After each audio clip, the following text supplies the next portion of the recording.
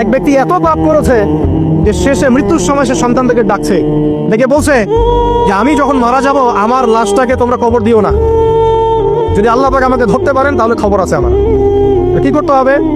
সে বলছে যে আমার দেহটাকে তোমরা পুড়িয়ে ফেলবে এবং পুড়িয়ে ফেলার পরে ছাইগুলোকে একত্রিত করবা, পুরো অর্ধেক ছাই সমুদ্রে ভাসিয়ে দিবা, অর্ধেক ছাই বাতাসে উড়িয়ে দিবা। সন্তানরা তাই করলো।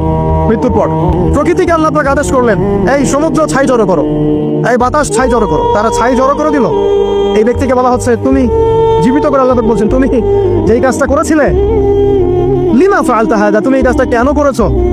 তখন এই ব্যক্তি উত্তর দিচ্ছে, মিন খাশিয়াতিকা ইয়া রাব্বি ওয়া আনতা আ'লাম। হে আল্লাহ, আমি আমার বুঝে যা এসেছে আপনার ভয়েই আমি এই কাজটা করেছি, আর আপনি খুব ভালো করেই জানেন যে আমি আপনার ভয়ে করেছি নাকি অন্য কোনো কারণে করেছি। মানে আপনি আমার মনের কথা জানেন। আল্লাহ পাক তাকে মাফ করে দেবেন।